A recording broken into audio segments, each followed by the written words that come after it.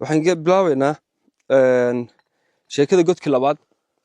waxaan tagi doonaa qarka ugu sareeya. Jaranjar ayaa halkan ugu xulnaan jirtay. Sax way buuxdaa baasho. والله ما يروش خمسة هوا. halkan aan ka tagi doonaa ila socda.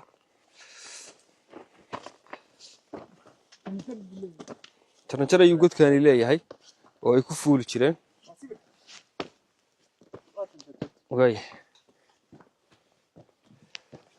fiirso watana socodsi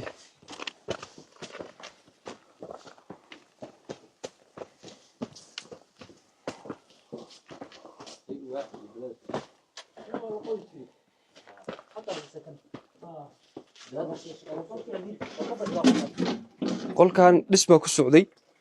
sida uga jeedaan halkan waa safiitadii iyo alwaaxdii ayay waxa la yiraahdo ku diyaarsanayd oo ay ugu tala galeen in ay jaranjar ahaan loogu soo fuulo.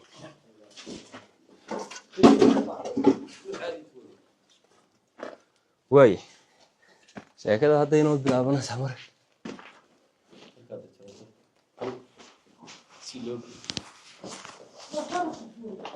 wax loo yaqaano waa kan qolkii ciidii ayaa halkan ahayd kor qaabkan ay u dhiseen oo u jeedaa dhagxaantan iyo shamiitadan la isku qabtay waxa ay ugu tala galeen kow hadduu dhulku ku badbaadi waayo inuu halkan ku badbaado hadduu halkan ku badbaadi waayo inuu gabaad yar oo kale ka sii dhigto jaranjartaas sidii jiirkii camal ama jiir raashin barta ugu sareysa fuulaya camal wuxuu tala galay halkan haddii ay hawl ka bilaabanto tarag intuu dhaho inuu fuulo barta ugu sareysa fiiri sida ninkaas oo kale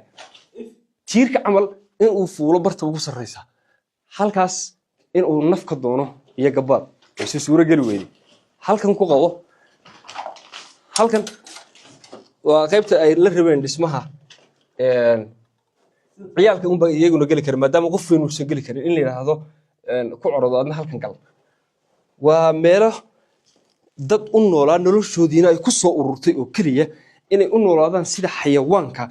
ilaahay subxaanahu wa tacaala uu ku beeray dhulka iyo buraha isla markaasina noloshoodu ay ku xiran tahay inay godgalaan amaba ay meelo dhir fuulaan amaba ay buuro fuulaan sida dabiiciga ah balse bini aadamku iyo dadka caadiga ahiba waxa ay ku nool yihiin nolol taasi oo ay markaasi hadday amni haystaan iyo haddaysan amni haysanba ay seexdaan meelo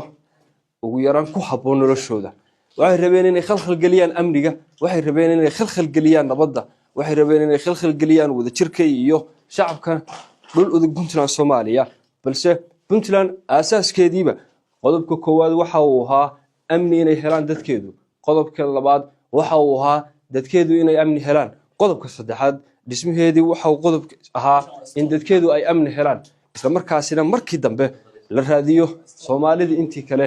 iyo dhismaha hay'adihii dawliga ahaa ee ka shaqeyn lahaa arrimahaasi tanina waa guulihii ugu waaweynaa markhaati kaca ka ahaa isla markaasina la oran karayo wixii loo dhisay Puntland miraheedii maanta ayaa la guranayaa oo Puntland waxay leedahay ciidamo u dhiiran u diyaarsan inay ka hortagaan wax kasta oo caqabad ku ah amniga nabadda iyo wadajirka waraga soo dhicin meesha tanina daawadayaal waa sheekada godkii labaad inahaas ayaan ku soo gabagabeynaa haddaan se idin tuso wax yar waxaan ka nimi kaamiradu aad ayay u fog tahay hoos haddaad ka fiiriso barta ugu hooseysa waa dhulkii ayaan oran karnaa intaas ayaan soo soconnay halkaasi waa meesha laga soo galo godka waa jaranjaradii aan soo raacaynay saa u jeedaan wataas jaranjaradii